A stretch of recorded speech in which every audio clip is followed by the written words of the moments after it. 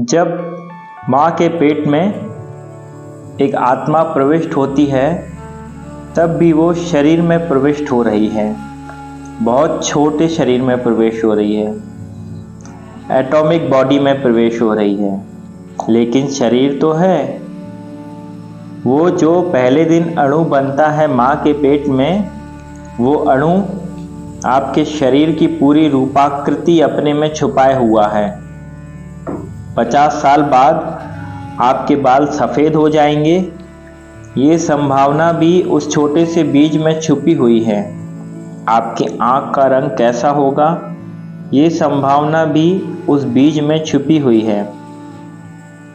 आपके हाथ कितने लंबे होंगे, आप स्वस्थ होंगे कि बीमार, आप गोरे होंगे कि काले, बाल घुंघरालू होंगे, ये सारी बातें उस छोटे से बीज में पोटेंशियली छुपी हुई हैं।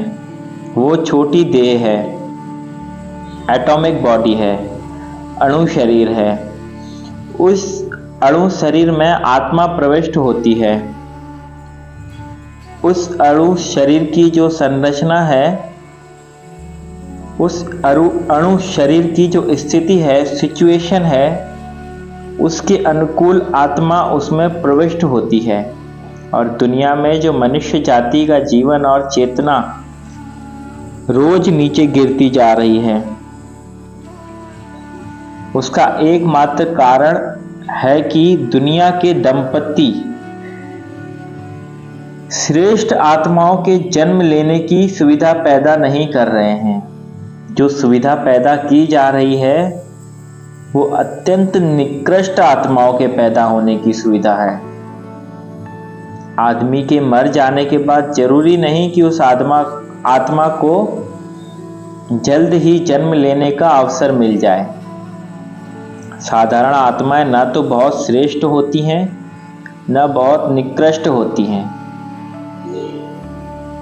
13 दिन के भीतर नए शरीर की खोज कर लेती हैं, लेकिन बहुत निकृष्ट आत्माएं भी रुक जाती हैं, क्योंकि उतना निकृष्ट अवसर मिलना मुश्किल होता है।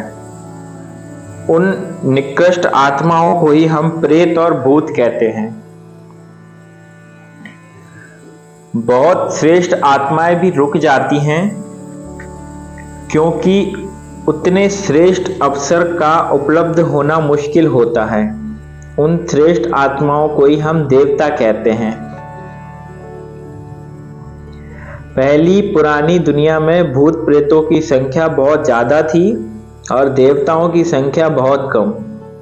आज की दुनिया में भूत प्रेतों की संख्या बहुत कम हो गई है और देवताओं की संख्या बहुत, क्योंकि देवता पुरुषों को पैदा होने का अवसर बहुत कम हो गया है।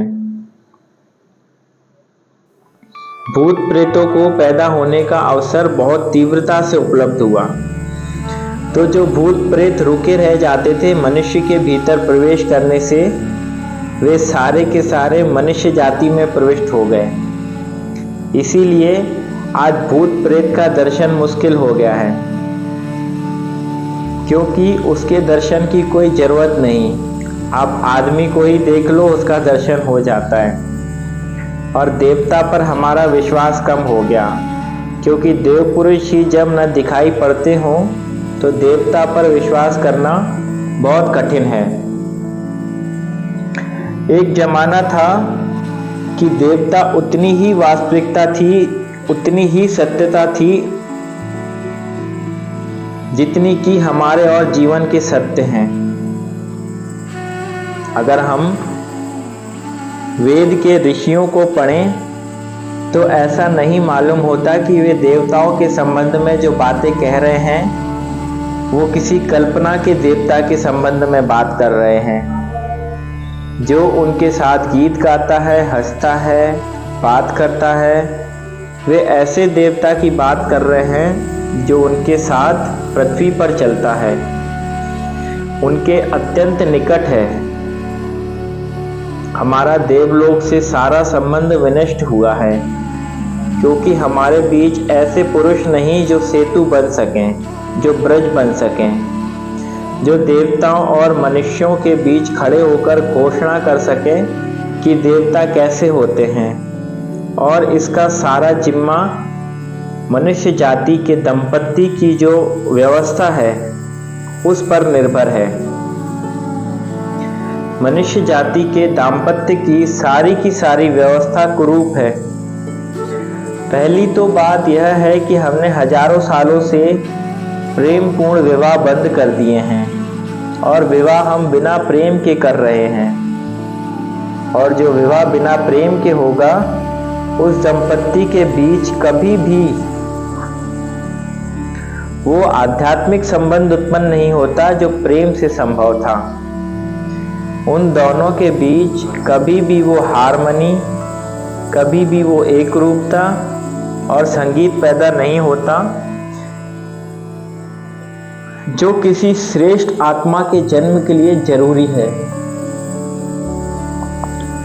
उनका प्रेम केवल साथ रहने की वजह से पैदा हो गया है। सहचर्य होता है। उनके प्रेम में वो आत्मा का आंदोलन नहीं होता जो दो प्राणों को एक कर देता है। प्रेम के बिना जो बच्चे पैदा होते हैं पृथ्वी पर, वे बच्चे प्रेम पूर्ण नहीं हो सकते, वे देवता जैसे नहीं हो सकते। उनकी स्थिति भूत प्रेत जैसी ही होगी। उनका जीवन घृणा, क्रोध और हिंसा का ही जीवन होगा। दो पुरुष और स्त्री के मिलने पर जिस बच्चे का जन्म होता है वो उन दोनों व्यक्तियों में कितना गहरा प्रेम है, कितनी आध्यात्मिकता है, कितनी पवित्रता है, कितने प्रार्थना पूर्ण हृदय से वे एक दूसरे के पास आए हैं, इस पर निर्भर करेगा कि कितनी ऊंची आत्मा उनकी तरफ आकर्षित होती है, कितनी विराट आत्मा उनकी तरफ आकर्षित होती, कितनी महान दिव्य चेतना उस घर को अपना अवसर बनाती, ये इस पर निर्भर करेगा। मनुष्य जाति क्षीण और दरिद्र और दुखी होती चली जा रही है। उसके बहुत गहरे में कारण मनुष्य के दाम्पत्य का विकृत होना, और जब तक हम मनुष्य के दाम्पत्य जीवन को सुकृत नहीं कर लेते, सुसंस्कृत नहीं कर लेते, तब तक हम उसे स्पिरिचुअलाइज्ड नहीं कर लेते। जब तक हम उसे स्पिरिचुअलाइज्ड नहीं कर लेते,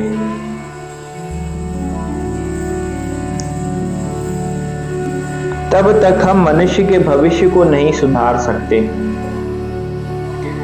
और इस दुर्भाग्य में उन लोगों का भी हाथ है जिन लोगों ने गृहस्थ जीवन की निंदा की है और सन्यासी जीवन का बहुत ज़्यादा शोरगुल मचाया है, उनका हाथ है।